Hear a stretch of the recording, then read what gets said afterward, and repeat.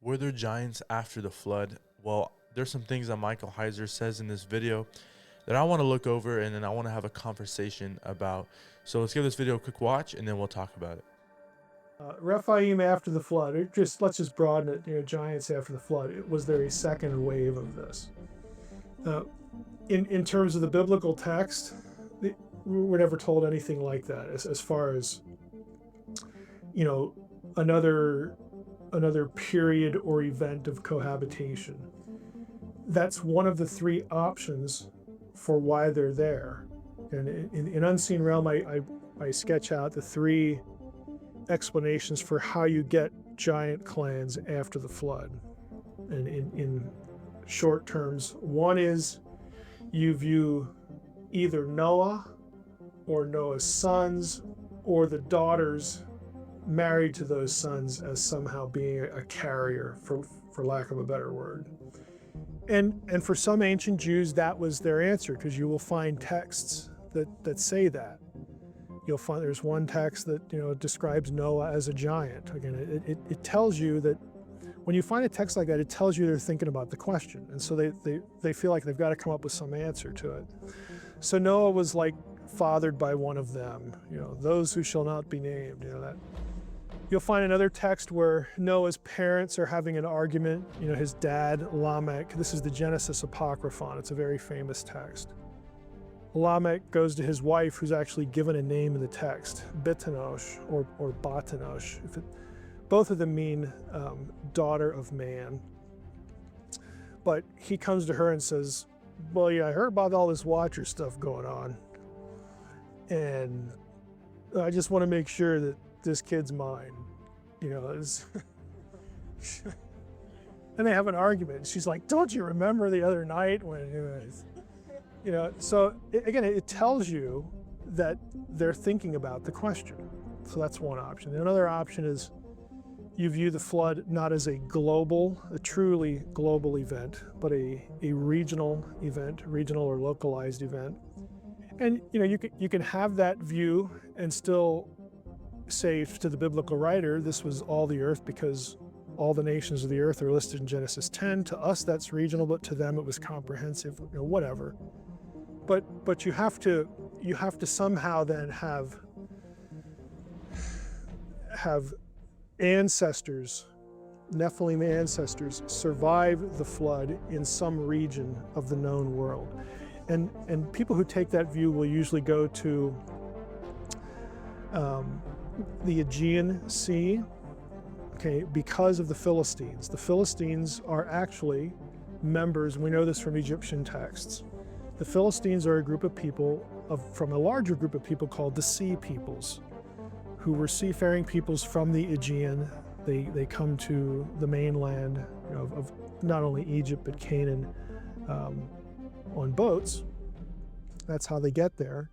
If you've read The Portent, I go into some of this stuff, to strike a fictional trajectory about Goliath. But since Goliath was the son of Rapha, which you can say, well, that means he's a Rephaim, and he's a Philistine, and they're one of the Sea Peoples, that maybe something survived here. Jeremiah talks about the Philistines coming from Kaftor, which is one of the Aegean islands and stuff like that. And again, people know where the Philistines came from.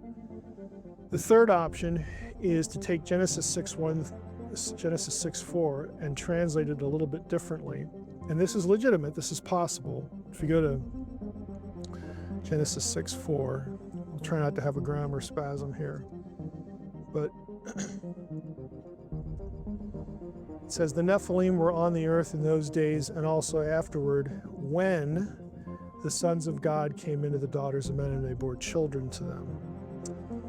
Now, when there, you can take that particle, and because of the verb form that follows it, being an imperfect verb form, you can translate it this way. The Nephilim were on earth in those days and also afterward, whenever the sons of God came in to the daughters of man, they bore children to them.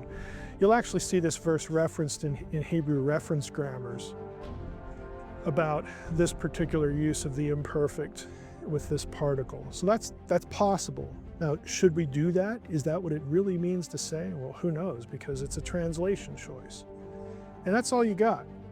You just sort of pick one of those three, answers to the question, why we get them on the other side of the flood. And that's, targeting these Rephaim, because you get Rephaim in Deuteronomy 2 and 3. It's very clear. They're described as being very tall.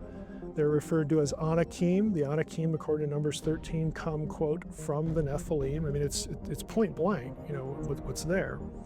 So those are the paths you have to follow. So Michael Heiser has a lot to say about the giants after the flood, but he really brings up three main theories, 3 points, 3 reasons why the giants came after the flood. The first one being the genetic carrier theory. Now this theory basically states that Noah, as he was, building the ark and getting ready to, bring all the animals on the ark, his sons, his daughters, and perhaps their spouses, which is more likely, when they came on the ark, they were carrying the genetic bloodline of the Nephilim. Because we know that in those days, the earth was corrupted. It was full of wickedness and sinful acts and sinful people. Perhaps the bloodline of the whole world was corrupted by Nephilim and the fallen angels. We really don't know. But perhaps their spouses, who were perhaps of the world and dabbling in the wickedness of the world, were carrying the genetic bloodline of the Nephilim. Could be. Now, the second theory that Michael Heiser brings up is that the biblical flood could have been a regional flood instead of a global flood. Now, biblically speaking, the nations of the world, they don't expand the whole globe, right? It's regional. And so this could mean that when the biblical writers, or specifically Moses, was talking about the flood, he could have meant that it was regional. Now, this is just a theory, right? But it could be possible. And if it is possible, that could mean that the Nephilim, or the Rephaim, who are talked about in Deuteronomy, were outside of the biblical narrative heartland. They were, perhaps on a different continent. And then they came to the biblical scene and then caused chaos. Now, that's just another theory, but it's very much possible. And then the last theory that Michael Heiser brings up, and this is more where I'm leaning towards, is the second incursion. But it's important to know that Michael Heiser states that Genesis 6:4 could be translated in a different way. And he knows what he's talking about. He has a PhD in Hebrew scriptures. So he states that the verse Genesis 6:4 could be stated this way. The Nephilim were on the earth in those days and also afterward, whenever the sons of God came into the daughters of men and they bore children to them. But did you notice the word whenever? Meaning that the sons of God, the angels in heaven, could have just came into the daughters of men and had children whenever they wanted. See, Moses also states that in that verse that the Nephilim were on the earth in those days and also afterward. Now let me know what you think about these theories down below. Is there another theory that we're missing? If there is one, leave it down in the comments below. But that'll be it for this video. We'll see you guys in the next one.